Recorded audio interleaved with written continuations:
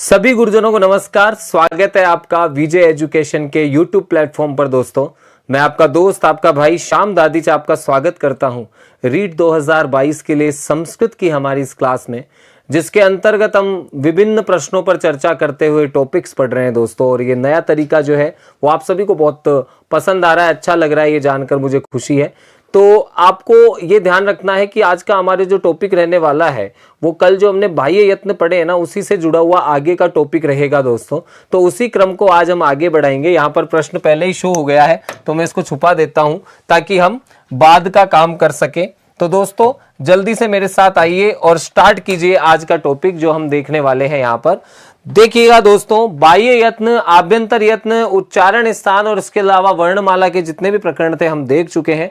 तो आगे का प्रकरण हमारा अब रहने वाला है वो संज्ञा प्रकरण में हम प्रवेश करेंगे। और संज्ञा प्रकरण में प्रवेश करने के साथ ही ये भी देखेंगे कि कौन से स्वर के कितने भेद होते हैं और पाणिनीय शिक्षा के अनुसार वर्णों की संख्या कितनी होती है, वर्णों की संख्या कितनी बताई गई है, वो सारी चीजें आज हम देखेंगे। तो कुछ नाम ले लेता हूं। सभी को नमस्कार, सभी को प्रणाम। शांति चौधरी जी, कमला जी, किरण परमार जी, राजेश कुमार जी, कुसुम रावत जी, राजनंदिनी जी, सोना जी, किरण परमार अगेन, सभी को नमस्कार, सभी को गुड इवनिंग, सभी को राधे राधे, सभी को जय श्री कृष्णा, सभी को हर हर महादेव और अंत में सभी को जय श्री महाकाल। मित्रों, कैसे हैं आप सब लोग? आशा है, उम्मीद है बहुत अच्छे होंगे, तैयारी कर रहे होंगे और अब अपनी तैयारी को धीरे धीरे स्पीड अप कर रहे होंगे। लेकिन टेंशन लेने की जरूरत नहीं है दोस्तों, हम जिस तरीके से पढ़ रहे हैं वो कोई दिक्कत आपको नहीं देगा। आयुष प्रजापति जी, एक बार वापस करवाने की जगह आप एक बार वापस उस वीडियो को देख लीजिएगा, क्योंकि मैं जो तरीका जो है वो सबसे सिंपल में यूज करता हूं, आप सभी को पता है। और मैं ये कोशिश करना चाहूंगा, ये कहना चाहूंगा आपको कि अगर कुछ चीजें समझ में नहीं आती तो पहले आप खुद प्रयास करें, जाकर वो वीडियो देखें। अगर उससे नहीं समझ में आता है आप कमेंट करें, हम आपका जवाब जरूर देंगे। तो एक बार जल्दी से देख लीजिए उसको। जय जय महाकाल भाई, सभी को नमस्कार, सभी को good evening, happy Republic day. हाँ बिल्कुल याद आया, आज हमारे गणतंत्र दिवस की आप सभी को हार्दिक शुभकामनाएं। आज यह भारत गणतंत्र अर्थात लोकतंत्र का पालन कर रहा है, तो वो इसी दिवस की वजह से है, क्योंकि आज ही के दिन हमारा संविधान लागू हुआ था। हालांकि कुछ जो उसके भाग थे वो आपके 26 नवंबर को ही लागू हो गए थे, लेकिन यहाँ पर आपको ध्यान रखना है कि गणतंत्र दिवस का मतलब है पूरा का पूरा संविधान आज 26 जनवरी 1950 के दिन लागू हुआ था दोस्तों। तो बिल्कुल उन शहीदों की याद में, उन संग्राम आंदोलनकारियों की याद में एक गीत से मैं यह क्लास प्रारंभ करना चाहूंगा। ठीक है कि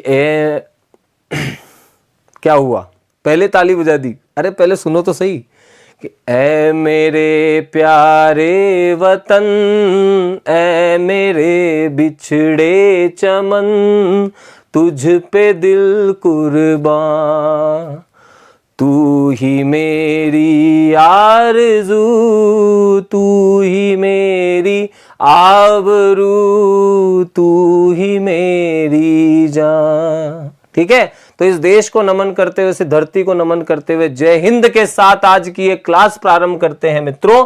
और पहला प्रश्न आपके सामने जो मैं लेकर आ रहा हूं वो है प्रत्येकम स्वरस्य कति बाह्य यत्नाः सन्ति। कल की क्लास में हमने पढ़ा था प्रत्येक स्वर के कितने बाह्य यत्न होते हैं। जल्दी से बताइए, कोई जल्दी नहीं है, आज हम 10 मिनट लेट भी छोड़ सकते हैं क्लास को, तो लोड लेने की जरूरत नहीं है दोस्तों। तो बताइएगा जल्दी से कि पहले प्रश्न का उत्तर क्या होगा। नमस्कार नमस्कार, thank you thank you thank you. ठीक है, चलिए स्टार्ट करते हैं आज का टॉपिक। पहला प्रश्न आपके सामने आता है और पहला प्रश्न आपके सामने क्या आता है मित्रों?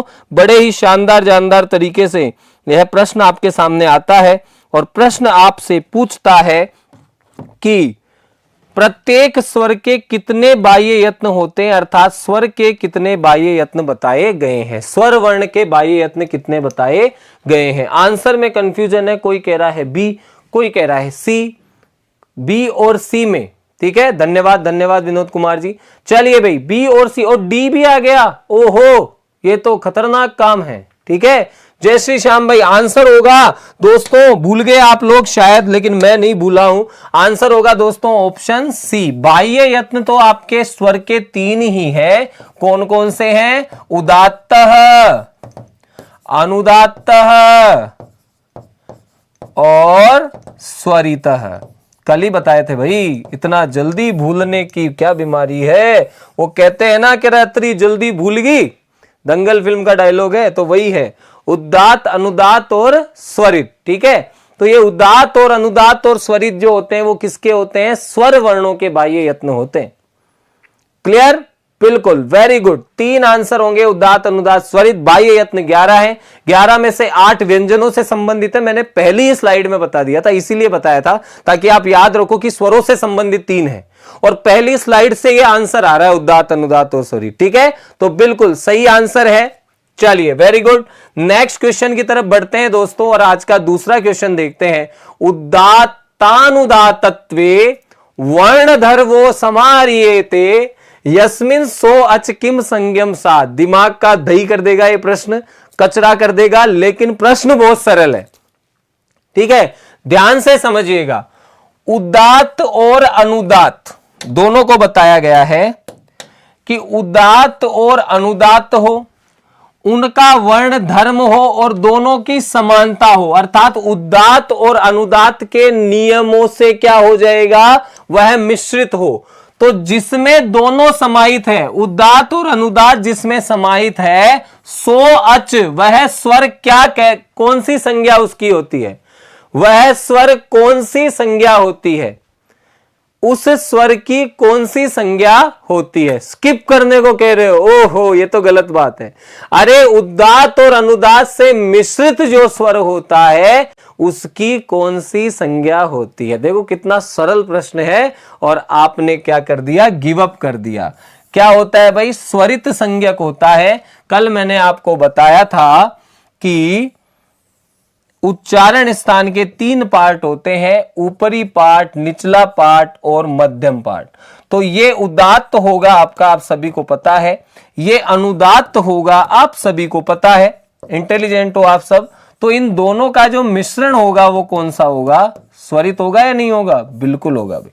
तो जो स्वरित है ना, वो क्या होता है? इन दोनों का मिश्रण होता है। तो आंसर क्या हो जाएगा? ऑप्शन बी हो जाएगा। आ गया समझ में? सभी को कल ही बताया था मैंने, और मैं कल के टॉपिक से रिलेटेड 4-5 प्रश्न लाऊंगा, मैं कल ही कह के गया था आपको। ठीक है, तो गत कक्षा से भी आपको क्या किया जाएगा? प्रश्न किए जाएंगे। चले आगे दोस्तों, सही आंसर है ना? चलिए भाई, नेक्स्ट क्वेश्चन देखते हैं। क्वेश्चन नंबर 3, ई इति स्वरः अस्ति। ई इति स्वरः अस्ति। कल मैंने उदात्त, अनुदात्त, स्वरित के चिन्हों की भी बात की थी, तो जल्दी से बताइए, जो ई है यह स्वर कौन सा है? यहां पर आपको पतली लाइन दिख रही होगी, इसको मैं मोटा कर देता हूं, ये बिल्कुल अंडरलाइन है यहां पर। ठीक है, ये जो ई है यह स्वर क्या है? यह स्वर क्या कहलाता है? जल्दी से बताइएगा, आंसर दीजिए। थर्ड क्वेश्चन का क्या आंसर है? जय हो श्याम गुरु जी, धन्यवाद साहब, प्रणाम। थर्ड में ए आंसर आ रहा है। ओके, एक जने का ए आ गया, बाकी का ये क्या है? एफ थोड़ी आंसर भाई। किरण परमार का थर्ड में डी। किरण परमार पढ़ाई शुरू कर दे भाई। ठीक है, राधे कृष्ण का बी, आयुष प्रजापत का बी, राधे कृष्णा, वाह वाह वाह वाह, बहुत बढ़िया। आंसर होगा ऑप्शन बी, अनुदात्त। क्या होगा आंसर? ऑप्शन बी, अनुदात्त। क्योंकि हमने कहा था कि जब उदात्त होता तो ये ई एज इट इज होता, बिना चिन्ह वाला। जब अनुदात्त है तो ई के नीचे पंक्ति आ जाएगी, और जब स्वरित है तो ई के ऊपर पंक्ति आ जाएगी। तो ये क्या है? अनुदात्त है। ये क्या है? स्वरित है। और ये क्या है? उदात्त है। तो आंसर क्या करना है आपको? ई के नीचे जब आडी पंक्ति आ जाएगी तो क्या कहलाएगा? अनुदात्त। अच्छा प्रश्न है ना? तो बिल्कुल ऐसे प्रश्न तो लाता हूं मैं जो आपको प्रैक्टिकल करवाए, ऐसे प्रश्न नहीं जो समझ में नहीं आए, प्रैक्टिकल। तो ये प्रैक्टिकल है, ऐसा प्रश्न अगर आ गया तो आपको दिक्कत हो जाएगी। तो इसका सही आंसर आप दे रहे हैं, बिल्कुल ऑप्शन बी होगा भाई। ठीक है भाई, चलिए नेक्स्ट चलते हैं। बहुत अच्छे आंसर दे रहे हैं आप लोग। नेक्स्ट चलते हैं, नंबर 4, कहा अ आ अनयो हो परस्परम संज्ञा साथ। संज्ञा आ गई है भाई अब, और संज्ञा जहां आ गई है वहां पर मेरे साथ चलिए और टॉपिक पढ़ना प्रारंभ कीजिए दोस्तों। आज का हमारा जो टॉपिक है वो सबसे पहले है आपका संज्ञा प्रकरण। कौन सा प्रकरण है दोस्तों? ये संज्ञा प्रकरण है।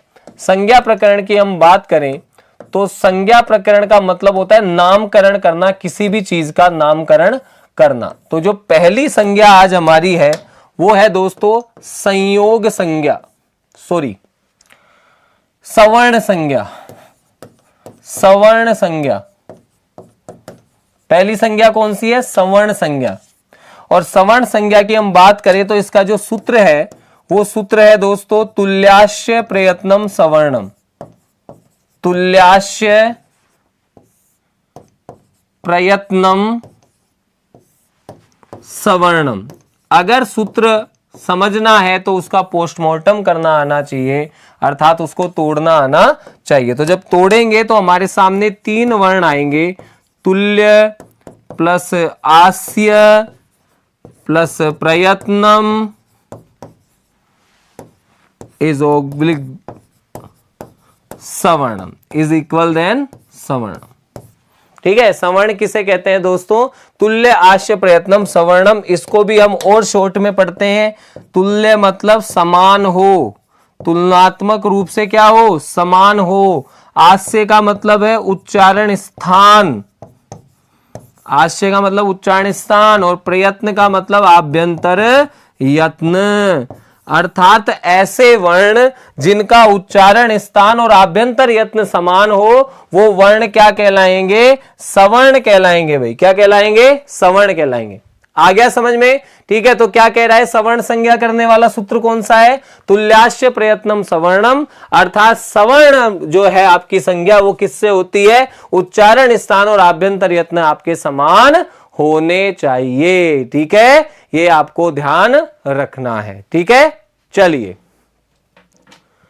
जो ले चुका हूं उसी को रिपीट करना तो फिर क्या फायदा है पढ़ाने का भाई? वही देख लो जाके। सॉरी भाई, ये नहीं होगा मेरे से, मैं रिपीट नहीं करता हूं कभी भी।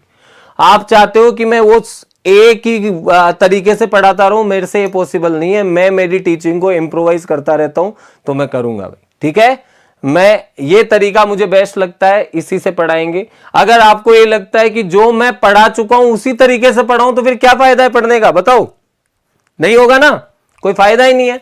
तो सवर्ण संज्ञा जो है वो तुल्य आश्यम प्रयत्नम, अर्थात उच्चारण स्थान और आभ्यंतर यत्न समान होगा तो क्या हो जाएगा भाई? सवर्ण संज्ञा हो जाएगी। उदाहरण दे देते हैं, एग्जाम्पल दे देते हैं आपको। एग्जाम्पल जैसे मैंने दे दिया कि मान लो यहां पर हमने लिख दिया वर्ण। क्या लिख दिया भाई? वर्ण। यहां लिख दिया उसका उच्चारण स्थान। क्या लिख दिया? उसका उच्चारण स्थान। और यहां लिख दिया उसका आभ्यंतर यत्न। क्या लिख दिया? आभ्यंतर यत्न। अब आप लोग जवाब दोगे, मैं सवाल कर रहा हूं। मैंने लिखा वर्ण आ, फिर लिखा ई, ई। जल्दी से बताओ अ का उच्चारण स्थान क्या है और आ का उच्चारण स्थान क्या है? जल्दी से बताइए, जल्दी जल्दी कीजिए आंसर। ठीक है, चलिए भाई जल्दी बताइए, उच्चारण स्थान क्या है? अ और आ का उच्चारण स्थान क्या है? जल्दी से बताइए, पहला आंसर आते ही शुरू कर देंगे, जल्दी। Come on come on, yes, बहुत बढ़िया, आंसर करो भाई जल्दी। Very good. क्या है भाई इसका उच्चारण स्थान? कंठ है। और इसका भी उच्चारण स्थान क्या है? कंठ है। आभ्यंतर यत्न बताओ भाई। अ के अ स्वर है, आ भी स्वर है। आभ्यंतर यत्न बताओ जल्दी से, क्या होगा? आभ्यंतर यत्न भी बता दो। Very good. आभ्यंतर यत्न क्या होगा? विवृत। क्या होगा? विवृत होगा ना, बिल्कुल होगा, विवृत। और जब विवृत आभ्यंतर यत्न आपके सामने आ रहा है, इसका मतलब ये भी दोनों सेम है और ये भी दोनों सेम है, अर्थात अ और आ की क्या हो जाएगी? सवर्ण संज्ञा हो जाएगी। सवर्ण संज्ञा का मतलब है जब आप अ बोलोगे ना तो इसका मतलब होगा अ ओब्लिक आ। दोनों का आप ग्रहण करोगे जब अ बोलोगे। ठीक है, क्लियर है? उसी तरह सेम यहां पर जब ई की हम बात करेंगे तो ई का उच्चारण स्थान होगा तालु, ई का उच्चारण स्थान भी होगा तालु। और जब दोनों का हम आभ्यंतर यत्न देखेंगे तो क्या हो जाएगा? विवृत। और यहां पर क्या हो जाएगा? विवृत। और जब ये हो जाएगा ना दोस्तों तो यहां भी क्या हो जाएगी? सवर्ण संज्ञा की सारी शर्तें कंप्लीट होगी। इसका मतलब ई और ई भी क्या हो जाएंगे? सवर्ण हो जाएंगे। बताओ इस तरीके में क्या खराबी है? सब कुछ गणित की तरह क्लियर है। अगर आपको सूत्र का अर्थ पता है, आपने इसको अप्लाई किया तो इसका आंसर 100% सही आ रहा है। आया नहीं आ रहा है तो ई का मतलब भी क्या हो जाएगा? ई ओब्लिक ई। बताओ मित्रों, समझ में आ गया ना? अब जल्दी से बताइए, समझ में आ गया ना? फिर चलते हैं प्रश्न पर, जल्दी से जल्दी बताओ, समझ में आ गया ना? जल्दी से बताइए भाई, बहुत बढ़िया, आंसर करो भाई, वेरी गुड। अरे मैंने रस्व अलौकिक प्रक्रिया में थोड़ी देखा है प्रेम जी, विवृति होगा, व्याकरण पढ़ रहे हैं हम। मैं यहां पर श्लोक थोड़ी बोल रहा हूं, श्लोक बोलूंगा तो संवृत होगा, ठीक है, श्लोक बोलूंगा तो संवृत होगा प्रेम सिंह जी, ठीक है, क्लियर है। चलिए भाई, आंसर क्या हो जाएगा, सीधे सीधे अ का मतलब अ और आ और ई का मतलब ई और ई, ठीक है।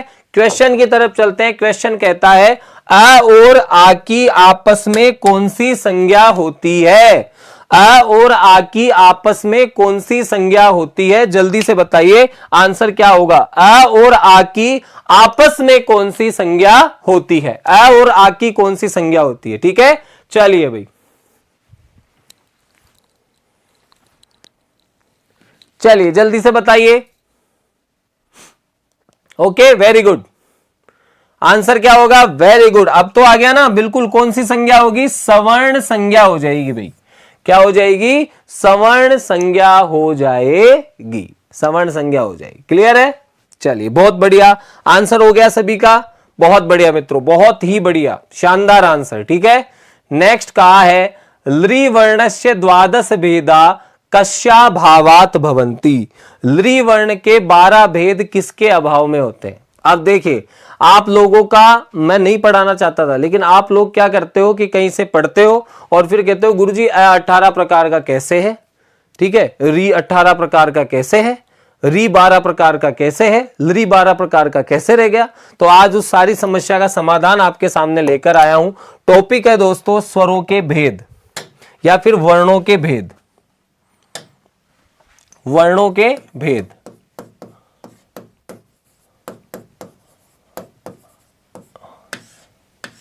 सबसे पहले अपन ले लेते हैं स्वर। स्वर 3 प्रकार के होते हैं ना, रस्व, दीर्घ और प्लुत, ठीक है। ये रस्व स्वर भी 3 प्रकार के होते हैं, नोट कर लीजिएगा, उदात्त, अनुदात्त और स्वरित। सेम 3 भेद किसके होते हैं, दीर्घ के होते हैं, और सेम 3 भेद किसके होते हैं, प्लुत के होते हैं। अर्थात प्लुत भी यही उदात्त, अनुदात्त और स्वरित होता है, ठीक है, हो गया। उसके बाद कहा कि हर वर्ण क्या होता है, अनुनासिक और अननुनासिक, अनुनासिक और अननुनासिक। अब इनकी मैं आपको एक बात बताना चाहता हूं, अनुनासिक और अननुनासिक का मतलब यह है जो नाक से उच्चरित हुआ ना, मुख और नाक से, ठीक है, मुख और नाक से जो बोला जाएगा वो तो कहलाएगा अनुनासिक, और जो केवल मुख से बोला जाएगा वो क्या कहलाएगा, अननुनासिक। इसका मतलब यह है कि जहां पर चंद्र बिंदु आ जाए ना वो तो होता है अनुनासिक, जैसे हमने लिख दिया अ, ठीक है, और जहां केवल अ सीधा सीधा लिखा हुआ वो क्या होता है, अननुनासिक, क्लियर है। तो उसी तरह से ये जो उदात्त, अनुदात्त और स्वरित है ना, इनके भी 2 भेद होते हैं, एक होता है अनुनासिक, एक होता है अननुनासिक, ठीक है, ये ध्यान रखना है। उसी तरह से यहां होता है अनुनासिक और यहां होता है अननुनासिक, ठीक है, और उसी तरह से यहां भी होता है अनुनासिक और यहां होता है अननुनासिक। तो ध्यान रखिएगा, अगर हम भेद गिनने चले तो इन 3 के भी कितने हो जाएंगे भाई, 1 2 3 4 5 6, ठीक है। तो इन 3 के भी क्या हो जाएंगे, 2 भेद हो जाएंगे, तो 2 + 2 + 2, ठीक है। और उसी तरह इस 3 के भी कितने हो जाएंगे, 2 + 2 + 2। तो सारी चीजें हटाओ, केवल एक चीज पर फोकस करो, ठीक है, कि यहां पर रस्व, दीर्घ और प्लुत जो है उनके भेद किसके हिसाब से होंगे, ठीक है। तो यहां से गिनना शुरू करो। स्वर कैसे होगा, देखो, रस्व, उदात्त, अनुनासिक, रस्व, उदात्त, अननुनासिक, कितने भेद हो गए, 2। रस्व, अनुदात्त, अनुनासिक, रस्व, अनुदात्त, अननुनासिक, कितने भेद हो गए, 2। रस्व, स्वरित, अनुनासिक, रस्व, स्वरित, अननुनासिक, कितने भेद हो गए, 2। अर्थात एक स्वर के रस्व के भेद कितने हो गए, 6 हो गए भाई, कितने हो गए, 6। एक स्वर के रस्व के भेद कितने हो गए, 6। 6 ही यहां पर हो गए और 6 ही यहां पर हो गए। इसका मतलब आपको यह ध्यान रखना है मित्रों, ये जो मैं बताने की कोशिश कर रहा हूं ना, ये है कि आपको मैंने बताया था तीन प्रकार के स्वर होते हैं, ह्रस्व, दीर्घ और प्लुत। ठीक है, बताया था मैंने आपको। तो ह्रस्व, दीर्घ और प्लुत जो है, उनमें से जो ह्रस्व स्वर है वो कितने थे? 5 थे ना, अ, ई, उ, री, लरी। अ, ई, उ, री, लरी। उसके बाद दीर्घ स्वर कितने थे? 8 थे। कौन से? आ, ई, उ, री, ए, ओ, आई, औ। ठीक है, और जो प्लुत स्वर थे वो पूरे के पूरे कितने थे? 9 थे। लेकिन लरी जो है ना, लरी जो था उसको हम कहीं भी कभी पर प्लुत नहीं मानते, अर्थात इसको विकल्प से माना गया था। क्या माना गया था? विकल्प से। तो इस चीज का आपको ध्यान रखना है मित्रों कि जो स्वर ह्रस्व है, दीर्घ है और प्लुत है, तीनों है, उसके तो कितने भेद होंगे? 6 6 6 18। उसके तो कितने भेद होंगे? 18। अर्थात आ इसमें भी है तो 18, ई इसमें भी है तो 18, ऊ इसमें भी है तो 18, री इसमें भी है तो 18। लेकिन देखो लरी केवल ह्रस्व है, दीर्घ नहीं है, प्लुत है, वो भी विकल्प से। तो लरी के कितने होंगे? 12 ही होंगे, क्योंकि दीर्घ यहां पर नहीं माना जाएगा। ठीक है, तो अब इसका कंक्लूजन में एक सारणी लिखा देता हूं, वो सारणी याद कर लेना। ये मैटर आपको समझ में नहीं भी आया हो तो भी कोई दिक्कत नहीं है। मैटर समझो जो मैं समझाने वाला हूं नेक्स्ट, अब उसको याद कर लोगे तो सारा ही काम सरल हो जाएगा। मैं लिख रहा हूं वर्ण, फिर लिख रहा हूं ह्रस्व, फिर लिख रहा हूं दीर्घ, फिर लिखा मैंने प्लुत, और फिर लिख दिया कुल भेद। ठीक है, अगर ये आपको याद है ना, मैं कह रहा हूं ना, इसको अगर याद कर डाला तो समझ लो कल्याण हो गया आपका। ठीक है, देखिए आ जाओ। सबसे पहला वर्ण लिया अ, दूसरा लिया ई, तीसरा लिया उ, चौथा लिया री, पांचवा लिया लरी, फिर लिया ए, फिर लिया ओ, फिर लिया आई और फिर लिया औ। ठीक है, तो किस तरह याद करना है? मेरे साथ लिखते हुए भी चल सकते हैं आप। जैसे हमने कहा अ के, ठीक है, क्या होता है? ह्रस्व होता है तो 6 भेद हो गए, दीर्घ भी होता है तो 6 भेद हो गए, प्लुत भी होता है तो 6 भेद हो गए। टोटल भेद कितने हो गए? अ के 18। ठीक है, दिख रहा है या मैं चेंज करूं कलर? जल्दी से बता दीजिए। अगर दिख रहा है तो ठीक है, वरना मैं चेंज कर लेता हूं कलर। ठीक है, चलिए भाई। ठीक है, उसके बाद ई के भी 6 हैं, इसके भी 6 हैं, इसके भी 6 हैं, तो बिल्कुल कितने हो गए? 18 हो गए। ठीक है, ऊ के भी ह्रस्व होता है, दीर्घ भी होता है, प्लुत भी होता है, कितने भेद हो गए? 18। री के भी 6 भेद, फिर तीनों भेद होते हैं तो कितने हो गए? 18।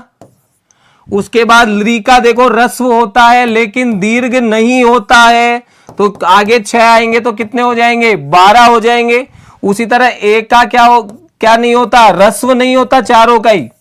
ए का, आई का, ओ का, औ का, चारों का ही ह्रस्व नहीं होता है। इस वजह से हम केवल दीर्घ दीर्घ दीर्घ दीर्घ और प्लुत प्लुत प्लुत प्लुत ही काउंट करेंगे। और ये काउंट करेंगे तो इनके भी भेद कितने हो जाएंगे? 12 12 12 और 12। अब तो क्लियर है किस किस का कौन सा रूप है। 18 प्रकार के तो आपके प्रारंभ के 4 वर्ण है, और उसके बाद जो बाद वाले वर्ण हैं उनके कितने प्रकार हैं? 12। ठीक है, क्लियर है। ये सारणी याद रखना, कुछ मत पढ़ो रामपाल जी, कुछ मत पढ़ो, आप तो ये याद कर लो 18 प्रकार का है। अ उ री लरी तो 18 प्रकार का है, और ये जो लरी के बाद जो वर्ण है वो कितने प्रकार के हैं? 12 प्रकार के। स्क्रीनशॉट ले लो, बस ये ध्यान रखो आप, तो स्क्रीनशॉट ले लो। क्लियर? चलिए, हो गया, वेरी गुड। बस ये याद रखना, इससे बाहर कोई प्रश्न नहीं आएगा, जहां तक आएगा भी नहीं ये प्रश्न तो, लेकिन फिर भी मैं पढ़ा रहा हूं, कोई बात नहीं है, क्योंकि बार बार मेरे पास यही कमेंट आते हैं, गुरुजी आपने नहीं बताया अ कितने प्रकार का होता है। कोई बात नहीं भाई, ये भी पढ़ो। कई लोगों को तो पता है क्या लगता है, इसको आता ही नहीं होगा इसको आता ही नहीं होगा, लेकिन कोई बात नहीं है बेटा, जो भी आप सोचते हो वो आपके ऊपर है, लेकिन मैं आपको वो हर चीज बताऊंगा जो आपके काम की है। ठीक है, चलिए आज इसका मैं अभ्यास भी करवा दूंगा ताकि ये फंदा ही मिटे बार बार 18 12 का आप समझ जाओगे। ठीक है, बस ये याद रखना, इसका ध्यान रखना आप। मैंने लॉजिक समझाया था, लॉजिक नहीं समझ में आया तो भी कोई दिक्कत नहीं है, इसको ध्यान रखना बस। ठीक है, खींच लो भाई, खींच लो। तो चले दोस्तों, क्या कह रहा है कि लृ वर्ण का द्वादश भेदा किसके अभाव में होता है, अर्थात लृ वर्ण का कौन सा पार्ट नहीं माना गया है। जल्दी से बताइए कि लृ को क्या नहीं माना गया है। मैं वापस दिखा देता हूं सारणी, क्या नहीं माना गया है लृ को, देख लीजिए जल्दी से। ठीक है, लृ को देख लीजिए, क्या नहीं माना गया, दिख गया ना। अब दो आंसर, किसका अभाव माना गया है, लृ में किसका अभाव माना गया है, जल्दी से बताइए। अरे अभी तो 5वें प्रश्न पे पहुंचे हैं, जल्दी से बताओ कितना आएगा। अरे लृ में किसका अभाव माना गया है, जल्दी से बताइएगा, आंसर दो जल्दी से।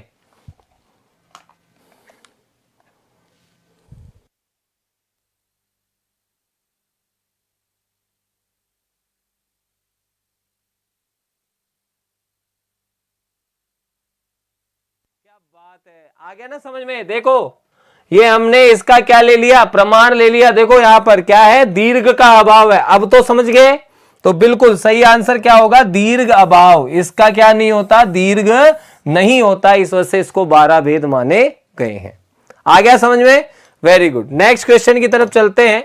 क्वेश्चन नंबर 6, अधोलिखितेषु संयोग संज्ञा युक्त है शब्द है वर्तते। अब यहां से फिर से एक नई संज्ञा आ गई है, वो भी हम बताते हैं।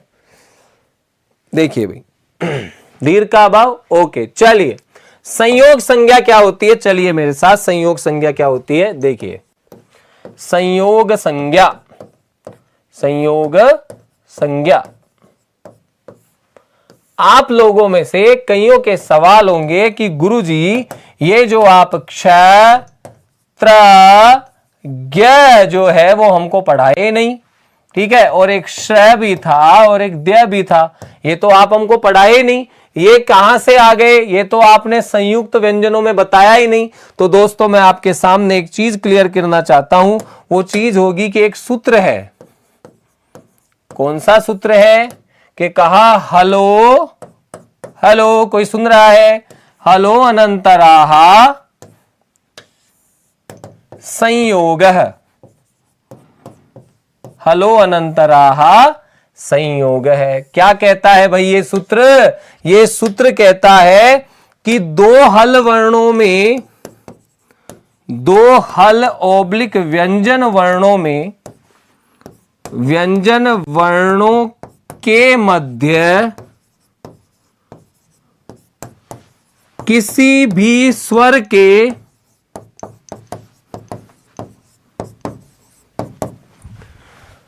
ना होने पर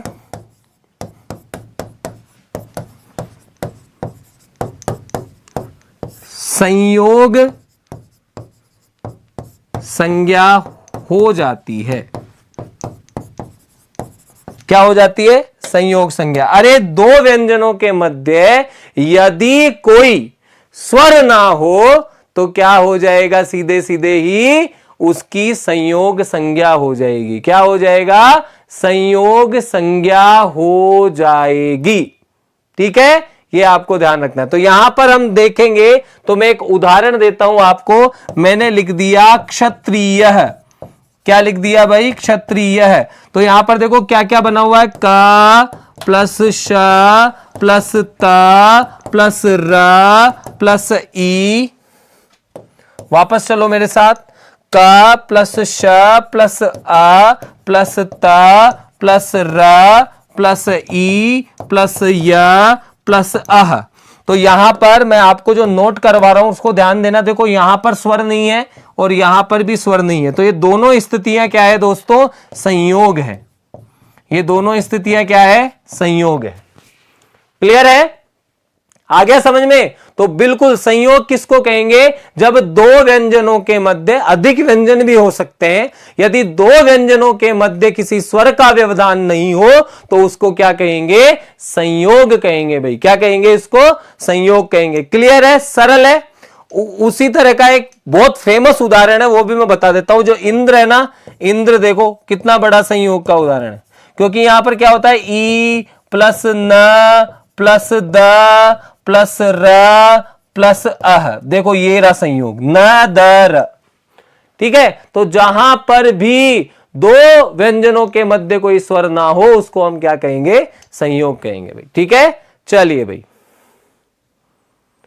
चलें आगे, चलिए वेरी गुड, बहुत बढ़िया भाई, आ गया समझ में। चलो तो आंसर दो, कौन सा शब्द ऐसा है जहां पर संयोग संज्ञा हो गई है भाई, जल्दी से बताओ कौन सा शब्द ऐसा है जहां पर संयोग संज्ञा हो गई, जल्दी से बताइए, अब दे दो आंसर, बताइए जल्दी से आंसर क्या होगा। बहुत बढ़िया बहुत बढ़िया बहुत बढ़िया, चलो भाई बातें मत करो आपस में प्लीज, चलिए आंसर दीजिए जल्दी से, जल्दी जल्दी जल्दी।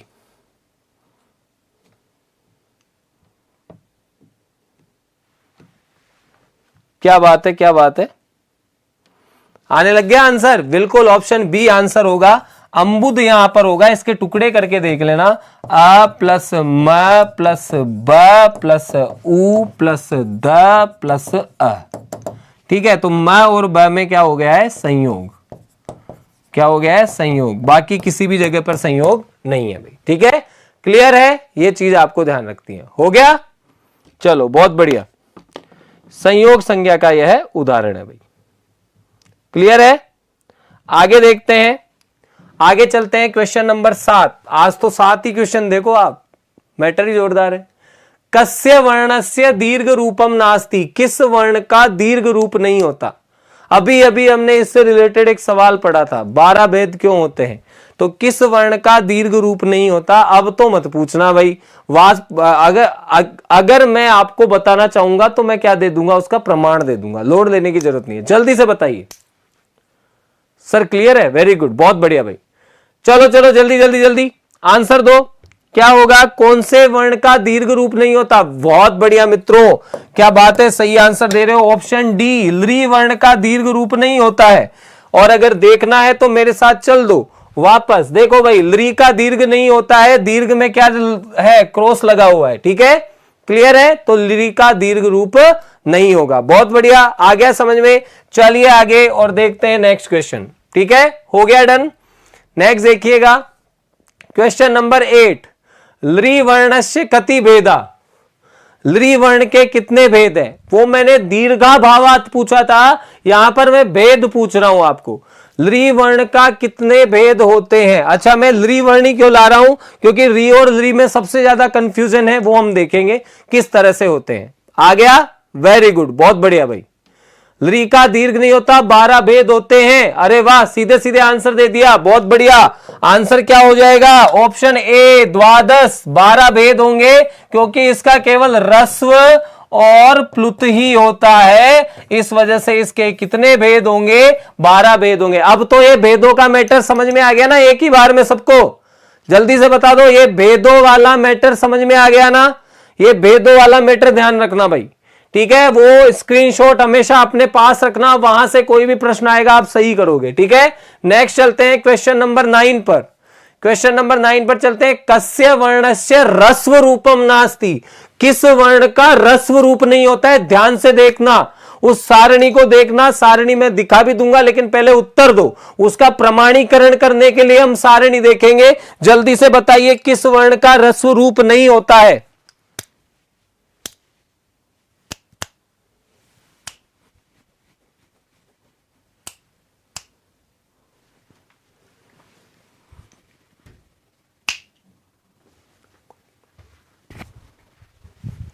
जल्दी से बताइए भाई, क्या उत्तर होगा। बहुत बढ़िया, अरे वाह, क्या बात है, बिना तैयारी के आंसर। कौन सा, ऑप्शन सी, क्या बात है, बहुत बढ़िया, बिल्कुल सही। देखो, ए का कोई ह्रस्व नहीं होता, आ का ह्रस्व होता है अ, ई का ह्रस्व होता है ई, री का ह्रस्व होता है री, एक वाला, ये 2 वाला है। क्लियर है, बिल्कुल सही, बिल्कुल सही, 12 भेद होते हैं। आंसर चेक कर लें, देख लो, ये रहे आंसर। चल भाई देखो ए का ह्रस्व नहीं होता, सही बोल रहे थे आप, बहुत बढ़िया आंसर, वेरी गुड, सही है भाई। चलो नेक्स्ट देखते हैं क्वेश्चन नंबर 10। मजा आ रहा है ना इस तरीके से पढ़ने में। कहा है ऋकारादि वर्णस्य कति भेदा संति, री वर्ण के कितने भेद होते हैं, जल्दी से बताइए। री वर्ण के कितने भेद होते हैं, जल्दी से बताइए। मैं जलपान कर लेता हूं तब तक, मतलब जलपान का मतलब नाश्ता पानी नहीं होता है, पानी पीना ही होता है, ठीक है। नाश्ता पानी का मतलब होता है अल्पाहार, ठीक है। जलपान कर रहा हूं केवल।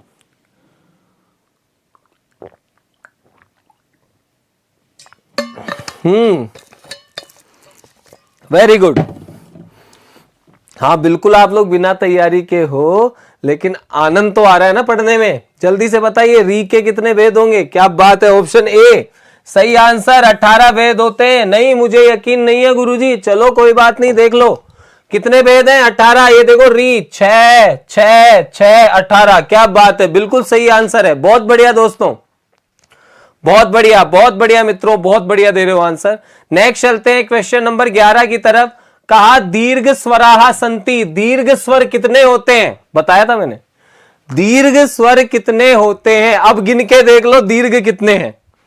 अरे जिनके दीर्घ भेद होंगे उनकी संख्या निकाल लो, आंसर आ जाएगा। जल्दी से बताइए, दीर्घ स्वर बिना देखे बिना गिने अंदाजा लगाओ किसका दीर्घ नहीं होता, और फिर संख्या बताओ दीर्घ स्वर कितने होंगे।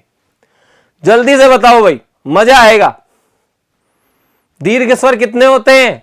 अरे वाह पूजा मुरारी, गलत आंसर है भाई, ए नहीं होगा, ए नहीं होगा। पप्पू पास नहीं होगा भाई, पप्पू पास हो गया, कह रहा है ए।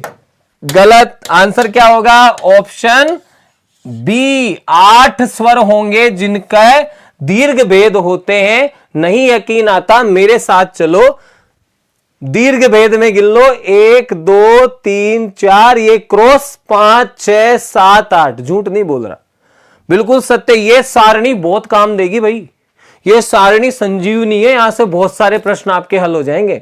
आंसर क्या होगा, ऑप्शन बी होगा मित्रों, क्योंकि 8 स्वरों के दीर्घ भेद होते हैं, ठीक है। ये आपको ध्यान रखना है, ठीक है। कोई बात नहीं, मोटिवेट करता हूं ना मैं। अरे मैं कहता हूं ना कि गलत हो रहा है तो कोई बात नहीं, यहां से आप सीख के जाओगे। आदमी कभी भी हारता नहीं है, या तो वो जीतता है या फिर सीखता है। तो सीख रहे हो आप, लोड लेने की जरूरत नहीं है। चलें आगे।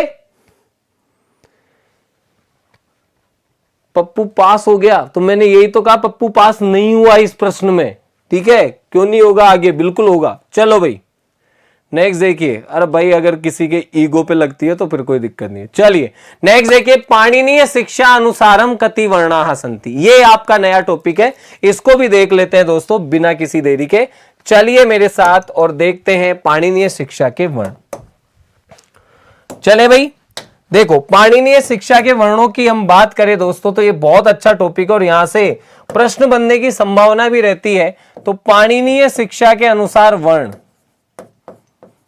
पाणिनीय शिक्षा के वर्ण, देखिए इसको 2 पार्ट में डिवाइड किया गया है। सबसे पहले तो हम जिसकी चर्चा करेंगे वो होंगे स्वर, ठीक है। तो स्वरों की हम चर्चा करें तो पाणिनि जी ने, देखो पाणिनि जी ने नहीं, पाणिनीय शिक्षा वालों ने कैसे जोड़ा, देखो ऐसे जोड़ा कि भाई साहब जो आपके स्वर है ना, स्वर, उसमें जो 4 स्वर है उनके तो पूरे तीनों भेद है। जो आपके 4 स्वर हैं उनके तो पूरे तीनों भेद है, तो उनको तो कर दिया 4 × 3 = 12, ठीक है। कितना कर दिया, 12। उसके बाद आपके एक स्वर है लरी, ठीक है।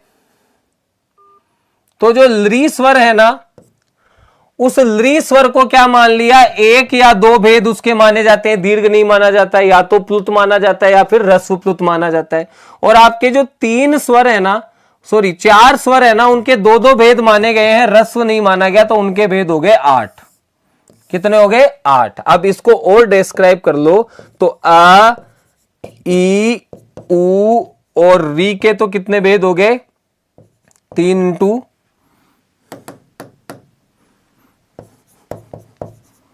4 × 3 12। लरी का कितना हो गया, एक जगह प्लुत माना गया, एक जगह नहीं माना गया। और ए, ओ आई और औ के कितने मानेंगे 4 इंटू 2 बराबर 8, 4 इंटू 2 बराबर 8। तो टोटल जो स्वर है वो कितने हो गए 21/22। टोटल स्वर कितने हो गए 21 और 22 हो गए। तो स्वरों की संख्या तो इन्होंने पता कर दी। अब हम चलते हैं व्यंजनों की तरफ। तो जो व्यंजन वर्ण है ना उनको कैसे गिना गया देखिएगा, और इसी से पाणिनीय शिक्षा के वर्णों की संख्या पता चलती है। सबसे पहले तो स्पर्श वर्ण गिने गए, कितने थे 25 थे। उसके बाद आपके अंतस्थ गिने गए, क्या गिने गए अंतस्थ कितने थे 4 थे, यह है। उसके बाद आपके ऊष्म वर्ण गिने गए, ऊष्म वर्ण कितने थे 4 थे। उसके बाद आपका अनुस्वार गिना गया, क्या गिना गया अनुस्वार 1। उसके बाद गिना गया विसर्ग, इसको भी माना गया 1। और अर्ध विसर्ग भी अलग अलग गिने गए, जिह्वा मूलीय गिना गया, ये भी क्या गिना गया 1। उसके बाद उपद मानीय गिना गया, ये भी कितना गिना गया 1। और उसके बाद अंत में गिने गए यम, जो कितने थे 4। और अंत में एक और आ गया जिसका नाम था दुहु स्पृष्ट, और इसकी भी संख्या कितनी थी 1। तो गिनो 25, 4 29, 4 33, 1 34, 35, 36, 37, 37 और 4 41। टोटल कितने हो गए दोस्तों 42 वर्ण हो गए। कितने वर्ण हो गए 42 वर्ण हो गए। दुहु स्पृष्ट की हम बात करें तो ज्यादा आगे नहीं लेकर जाऊंगा, कहूंगा दुहु स्पष्ट होता है ये आपका जो लय होता है ना, काड़ो कूद पड़ो मेड़ा में, तो ये जो लय होता है ना, इस लय को क्या कहते हैं दुहु स्पृष्ट कहते हैं। वेदों में इसका प्रयोग होता है। तो टोटल कितना हुआ 42। और जब इनको जोड़ेंगे हम कुल वर्ण, तो ये मैं बॉक्स बना रहा हूं कुल वर्णों का, तो कुल वर्ण कितने होंगे मित्रों, कुल वर्ण होंगे आपके 21 या 22 तो क्या है स्वर है, और 42 क्या है व्यंजन है। तो टोटल वर्ण कितने हो जाएंगे 63/64 वर्ण हो जाएंगे। ये आपको ध्यान रखना है, ठीक है। तो 63/64 वर्ण हो जाएंगे पाणिनीय शिक्षा के कुल वर्ण। आ गया समझ में आप सभी को? चलिए बहुत बढ़िया, क्या बात है, आ गया ना। चलो नेक्स्ट चलते हैं और क्वेश्चन देखते हैं। अब बताओ पाणिनीय शिक्षा के अनुसार कितने वर्ण होते हैं? पाणिनीय शिक्षा के अनुसार कितने वर्ण होते हैं जल्दी से बताइए, जल्दी से बताइए। पाणिनीय शिक्षा के कितने वर्ण होते हैं?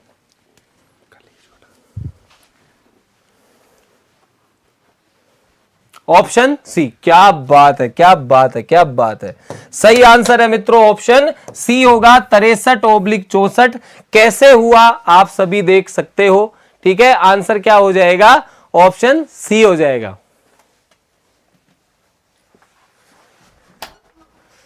वेरी गुड भाई, सही आंसर है। स्क्रीनशॉट लेना है, ले लीजिए स्क्रीनशॉट, ये लीजिए स्क्रीनशॉट ले लिया करो, ठीक है। वेरी गुड, हो गया डन। चलिए भाई मित्रों,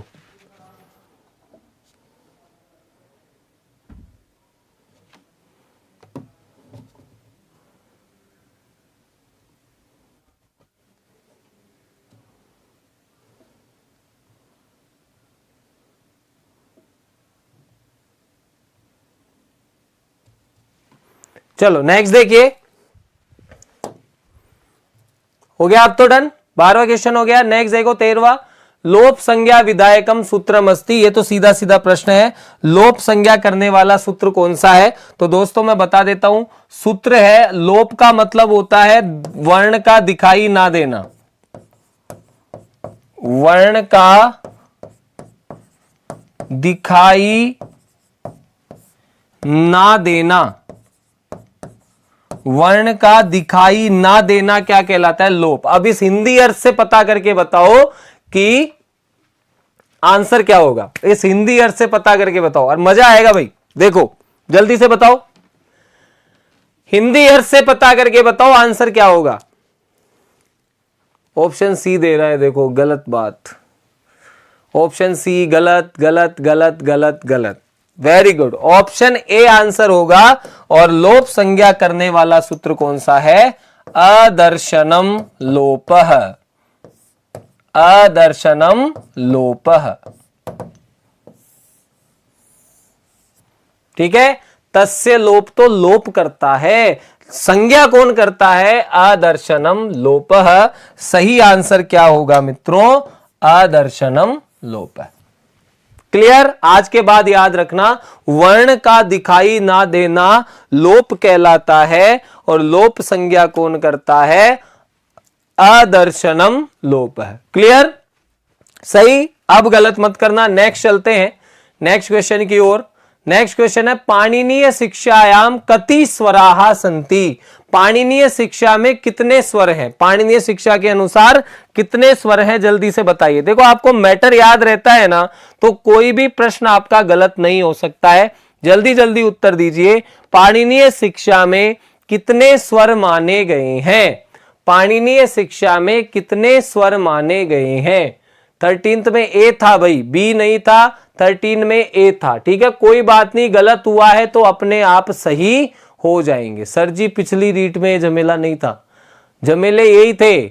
बस आपने क्या है कि पिछली रीट में वही चीजें पढ़ी जो बहुत अच्छी थी। यहां पर क्या होता है कि मैं जो लाया हूं ना, वो कुछ ऐसी चीजें थी जो छोड़ दी गई थी, लेकिन फिर भी हम उसे टच कर रहे हैं। लोड लेने की जरूरत नहीं है। इनको आप अगर नाम मात्र से याद रखोगे ना, तो भी कोई लोड नहीं है। बताइए क्या होगा answer? Option D, very good. 21 या 22 यहां पर क्या होंगे? पाणिनीय शिक्षा के अनुसार स्वर होने चाहिए। ठीक है, क्योंकि देखो 4 स्वरों के ह्रस्व, दीर्घ और प्लुत 12 भेद होते हैं। ली का केवल 1 या 2 होता है, और 4 स्वरों के दीर्घ और प्लुत करके 8 भेद होते हैं। टोटल करोगे क्या आएगा? 21 और 22 आएगा मित्रों। तो आंसर क्या हो जाएगा? सीधे सीधे ही स्वरों की संख्या हो जाएगी 21 और 22। ठीक है, वेरी गुड, सही आंसर है। 14th क्वेश्चन का बिल्कुल सही आंसर है। ठीक है, 14 क्वेश्चन का बिल्कुल सही आंसर होगा भाई। चलिए भाई आगे देखते हैं। 15th क्वेश्चन, यह वर्णस्य वर्तते। यह वर्ण के क्या क्या होते हैं? आपने उच्चारण स्थान पढ़ लिए, आपने आभ्यंतर यत्न पढ़ लिए, और आपने बाह्य यत्न भी पढ़ लिए दोस्तों। तो एक बार दिमाग लगाकर बताओ कि यह वर्ण का उच्चारण स्थान कौन सा होगा, फिर आभ्यंतर यत्न कौन सा होगा, और अंत में बाह्य यत्न कौन सा होगा? जल्दी से बताइए, जल्दी आंसर बताओ। बहुत अच्छा प्रश्न है सच में। ऐसा प्रश्न आ गया ना तो वो 2-4 नंबर के बराबर होगा आपके लिए, इसको कर दिया तो, क्योंकि इसमें आपको पूरा याद होना चाहिए सारी चीजें। जल्दी से बताइए।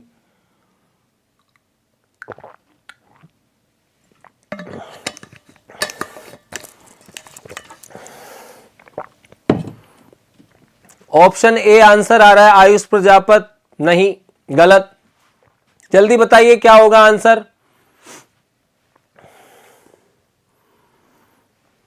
Option A. अरे ए कहां से दिख गया आपको? गलत गलत गलत, भेड़ चाल में चल रहे हो। बोल देता हूं आज पहली बार, फूटे ढोलो। क्या कर रहे हो? फूटे ढोलो ऐसे मत करो, भेड़ चाल मत चलो। वापस देखो ध्यान से। बहुत बढ़िया देव यादव, बहुत बढ़िया पंकज तंवर, बहुत बढ़िया भाई। बिल्कुल खान, मैं नाम नहीं पढ़ पाया भाई आपका। बिल्कुल निरंजन बागड़ी, बिल्कुल very good. Option C answer होगा भाई। क्या होगा? Option C. यही तो है, ये नजरों का खेल है। अरे यहां अघोष लिखा हुआ था, कहां आपने घोष पढ़ लिया भाई? देखो, तालु इसका उच्चारण स्थान होता है, बिल्कुल सही है। ईशत स्पष्ट इसका क्या होता है? आभ्यंतर यत्न होता है। संवार भी होता है, नाद होता है, अघोष नहीं होता। कैसे कर सकते हो सही? उसके बाद तालु इसका उच्चारण स्थान सही है, स्पृष्ट इसका आभ्यंतर यत्न नहीं होता। ये तीनों सही थे, तो एक गलत हो गया। यहां पर सारे सही है, तालु, ईशत, स्पृष्ट, संवार, नाद और घोष। और यहां की बात करें तो ओष्ठी गलत है, तो आगे तो जाना ही गलत है। तो केवल एक ही ऑप्शन था जहां पर सभी क्या थे? सही थे। तो आंसर क्या हो जाएगा? यह वर्ण का क्या हो जाएगा? तालु उच्चारण स्थान होगा। ईशत स्पृष्ट जो है वो आभ्यंतर यत्न होगा, और संवार, नाद और घोष क्या हो जाएगा? बाह्य यत्न हो जाएगा। आनंद आया भाई? वेरी गुड भाई, चलने दो।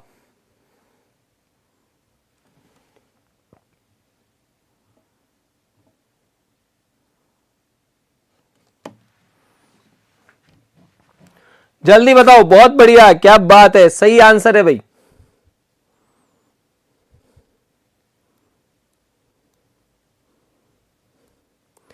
इसलिए कहता हूं कभी कभी देख कर भी काम ले लेना चाहिए, कभी कभी स्व विवेक का भी इस्तेमाल कर लेना चाहिए भाई मित्रों।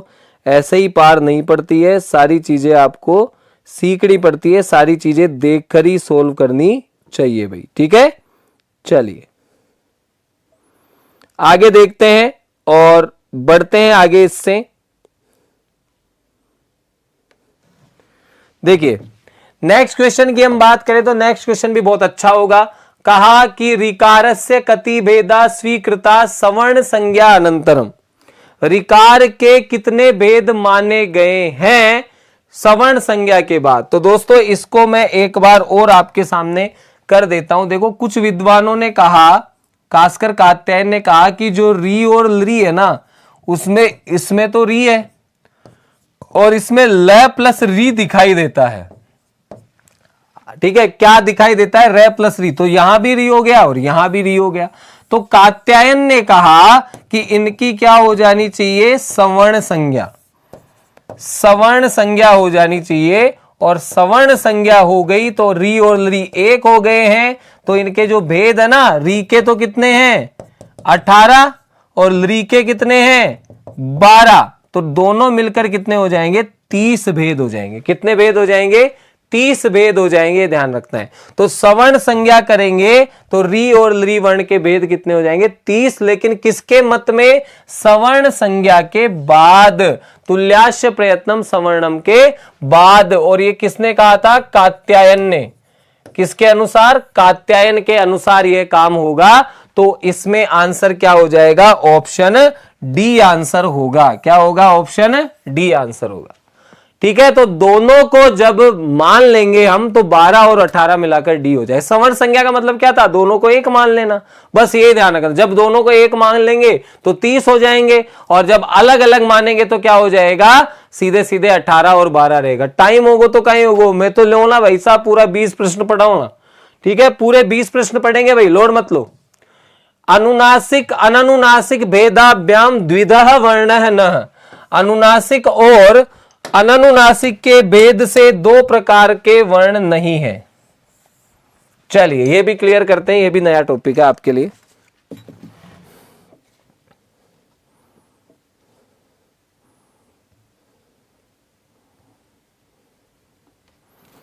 देखो भाई मित्रों, ये क्या टॉपिक है इसको भी मैं आपको बता देता हूं, ठीक है। देखो टॉपिक ये है हमारे सामने, टॉपिक ये है कि स्वरों के तो सभी सवर्ण संज्ञा होती है, आप सभी को पता है। स्वर तो अनुनासिक और अननुनासिक होते हैं, लेकिन जो व्यंजन होते हैं ना, व्यंजन, उनमें से 3 व्यंजन ऐसे हैं। कौन से व्यंजन? 3 व्यंजन याद रखना जो दो दो प्रकार के हैं। पहला है आपका य, दूसरा है आपका व और तीसरा है आपका ल, ठीक है। अर्थात इन दोनों के कौन कौन से प्रकार होंगे? 2 प्रकार के होंगे। जब ये अनुनासिक होगा तो यह होगा और जब अननुनासिक होगा तो यह होगा। वह जो है वो आपका अनुनासिक होगा तो वह होगा और जब अननुनासिक होगा तो वह होगा। और जो ल है आपका वो क्या हो जाएगा? ल हो जाएगा और ये जो ल है वो क्या हो जाएगा? ल हो जाएगा। तो ये जो 3 वर्ण है ना, इन तीनों वर्णों के 2-2 भेद है और ये मैं आपको संधि में बताऊंगा कि संधि में यह कहां आता है? संयंता बनता है, वैसे संवत्सर बनता है और ल से पुल्लिंग बनता है या संलेखना बनता है, ठीक है। तो ये 3 व्यंजन ऐसे हैं जिनका क्या होता है? 2-2 भेद होते हैं। तो अब बताओ कौन सा ऐसा वर्ण है जिसके 2 भेद नहीं माने जाते? अनुनासिक और अनुनासिक भेद नहीं माने जाते। जल्दी से बताइए भाई। आरजे कक्कड़ नमस्कार भाई, आंसर करो अब 17th क्वेश्चन का। 3 वर्ण है केवल, यह, वह और ल, जिनके 2-2 भेद होते हैं, ठीक है। यह, वह और ल, ठीक है। चलिए जल्दी से बताइए क्या आंसर होगा? ऑप्शन किस वर्ण का नहीं होगा? बहुत बढ़िया, ऑप्शन डी इसका सही आंसर होगा। ऑप्शन सी इसका सही आंसर होगा। र का कोई भी भेद नहीं होता है, इन सब के य व ल के 2-2 भेद माने गए हैं। अब क्लियर है? ये भी आज नई चीज सीखने को मिली ना आपको। नई चीज सीखने को मिले। आज देखो कितनी सारी नई चीजें सीखने को मिली होगी जो पिछली रीड दे चुके हैं उनको। एक तो स्वरों के भेद कितने कितने प्रकार के हैं, फिर उसके बाद आपको सीखने को मिला होगा 3 प्रकार के व्यंजन है जिनके 2-2 भेद होते हैं, और उसके बाद आपने देखा लोप संज्ञा का सूत्र भी आज आपने देखा नया। ठीक है, तो कोई दिक्कत नहीं है। आ गया डन, वेरी गुड, बहुत बढ़िया भाई। अरे पढ़ाना पड़ रहा है, क्या करे, लोग पढ़ा रहे हैं भाई। वो कहते हैं कि भाई साहब नहीं साहब, ये तो होना ही होना है, ये तो आएगा ही आएगा। नहीं पढ़ाते तो आप लोग कहते हो गुरुजी ये तो पढ़ाई को नहीं। तो ऐसा तो थोड़ी है, जो सरल चीज है ना जो आपको समझ में आ सकती है वो तो मैं पढ़ाऊंगा, और जो आपके काम की नहीं ना, बिल्कुल जैसे मैंने आज इत संज्ञा का नाम भी नहीं लिया। इत संज्ञा आएगी लेकिन वो इस संज्ञा करने के लिए नहीं आएगी, दूसरी चीज करने के लिए आएगी। ठीक है, तो इस संज्ञा का नाम भी नहीं लिया ना। आंसर करो, व्याकरणे लोपस्य तात्पर्यमस्ति। लोप का तात्पर्य क्या होता है, लोप का मतलब क्या होता है, जल्दी से बताइए। लोप का मतलब क्या होता है 18th में? क्या बात है, बहुत बढ़िया। क्या होगा, आदर्शनम लोपः। कह रहा है विस्मरणम लोप है, भूल जाना लोप है। अभूतम लोप है, जो कभी नहीं हुआ वह लोप है। अश्रवणम लोप है, जो नहीं सुना वह लोप है। या फिर आदर्शनम लोप है, जो नहीं दिखाई दिया वह लोप है। तो आंसर क्या हो जाएगा, जो नहीं दिखाई दिया। ठीक है, चलते हैं दोस्तों नेक्स्ट क्वेश्चन की तरफ। Question number 19। आपको आसानी से ये चीज समझ में आ गई होगी, आई थिंक कोई दिक्कत नहीं हुई होगी। बिल्कुल सरल है, बिल्कुल सुलभ है। ठीक है, नेक्स्ट देखिए क्वेश्चन नंबर 19। 19 में हम देखें तो कहा संस्कृत व्याकरणे इत संज्ञक वर्णस्य किम भवति। मैंने बताया था आपको इस संज्ञा का मतलब होता है, जैसे मैंने कह दिया कि यहां अ ई उण है। ठीक है, फिर आप क्या करोगे, इस ण का ग्रहण नहीं करोगे, और ण का ग्रहण नहीं करोगे तो अण प्रत्याहार में कितने वर्ण हो जाएंगे, अण प्रत्याहार में आ ई और उ। अब ये ण है तो सही, लेकिन ये दिखाई नहीं दे रहा, तो दिखाई नहीं देना क्या कहलाता है, ऑप्शन सी। क्या बात है मित्रों, बहुत बढ़िया, option C, option C, option C, बहुत बढ़िया, ऑप्शन सी आंसर होगा। और ऑप्शन सी क्या है आपका, लोपः, लोपः, लोपः। क्या संज्ञा हो जाती है इस संज्ञक वर्ण की, लोप संज्ञा हो जाती है। सूत्र मैंने बार बार बताया है, आदर्शनम लोपः। क्या हो जाएगा, आदर्शनम लोपः। क्लियर, आ गया समझ में। अब चलते हैं लास्ट सवाल की तरफ, जो आपके लिए एक टॉपिक लेकर आएगा, मुझे पूरी तरह पता है। कहा सुपतिंगंतम भवति, सुपतिंगंतम भवति। टॉपिक आ गया है, मोमेंट है भाई, मोमेंट है तो टॉपिक पढ़ते हैं हम। टॉपिक का मोमेंट है ये। संज्ञा है दोस्तों आपकी पद संज्ञा। कौन सी संज्ञा है, पद संज्ञा। पद संज्ञा की हम बात करें तो पद संज्ञा ने कहा एक सूत्र आया, सूत्र का नाम था सुपतिंगंतम, सुपतिंगंतम पदम, सुपतिंगंतम पदम। इस प को अंदर लेना चाहो तो ले भी सकते हो, कोई दिक्कत नहीं है। इसने आपको यह कहा कि साहब एक तो होते हैं सुप प्रत्यय, क्या होते हैं, सुप प्रत्यय, और एक होते हैं तिंग प्रत्यय, सुप प्रत्यय और तिंग प्रत्यय। तो ये जो सुप और तिंग प्रत्यय हैं, ये तो किस में मिलते हैं, शब्दों में, और ये किन में मिलते हैं, धातुओं में।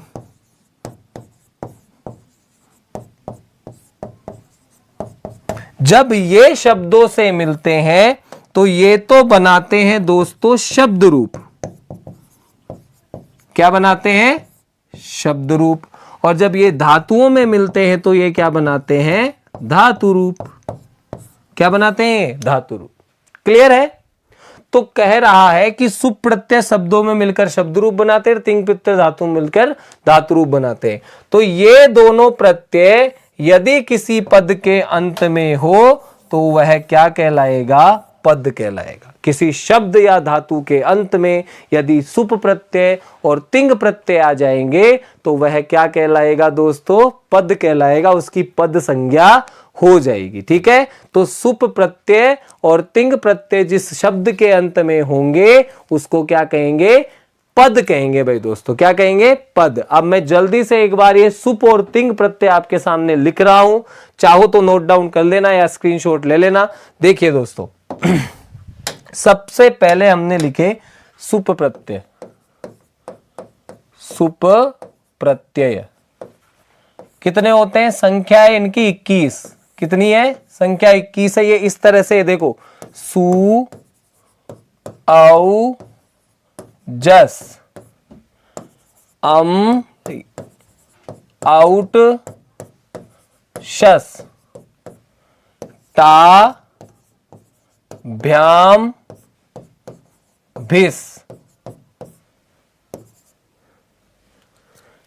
ङे भ्याम भ्यस ङसी भ्याम भ्यस ङस ओस आम ङी ओस सुप। ये तो हो गए आपके सुप प्रत्यय। तिंग प्रत्ययों की हम बात करें तो तिंग प्रत्यय धातु रूप से होते हैं और तिंग प्रत्ययों की संख्या होती है 18। ये दो प्रकार के होते हैं। पहले प्रकार के मैं आपके सामने लिख रहा हूं। इन प्रत्ययों को कहा जाता है परस्मयी पदी, जो आपकी पट इत्यादि धातुओं से होते हैं। कितने होते हैं? 9 होते हैं भाई, नोट कर लीजिएगा।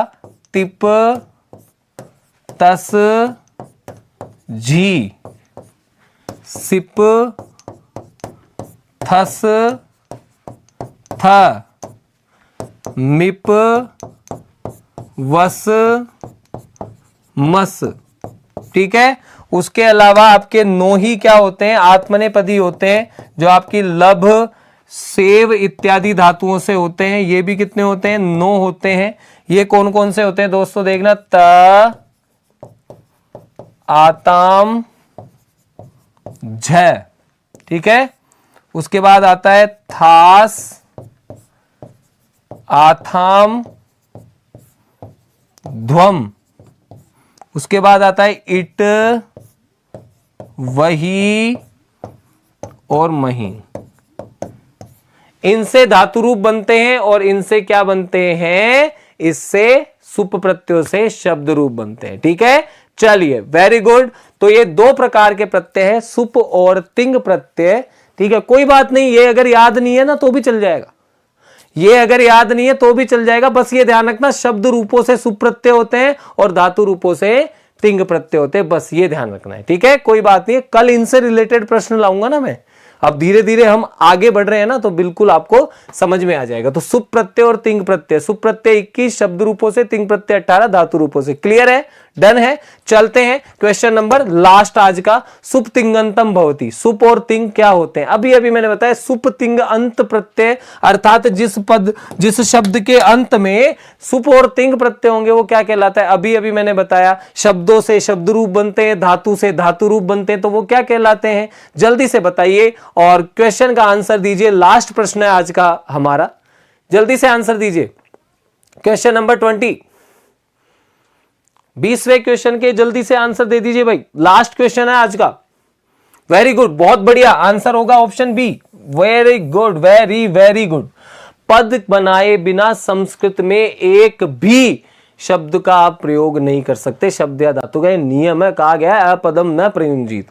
तो बिना पद बनाए आप किसी भी शब्द या धातु का प्रयोग नहीं कर सकते। तो आपको सुप तिङंतम पदम से पद संज्ञा करनी पड़ती है। तो दोस्तों, मित्रों, मेरे भाइयों, शेरों और शेरनियों, आप सभी को मैं बताना चाहता हूं कि गणतंत्र दिवस की इस शुभ संध्या पर आपको आज हमारी ये जो क्लास संज्ञा प्रकरण की पहली क्लास थी वो कैसी लगी, आप सभी हमें कमेंट करके जरूर बताएं और ऑफलाइन कमेंट जरूर करके बताएं कि आपको यह क्लास कैसी लग रही है, यह नया तरीका कैसा लग रहा है, सब कुछ समझ में आ रहा है ना आपको। और दोस्तों, मैं कहूंगा तो नहीं कुछ भी, लेकिन फिर भी मैं कहूंगा, जहां से पढ़ रहे हो डटकर पढ़ना, विश्वास रखना, मन लगाए रखना।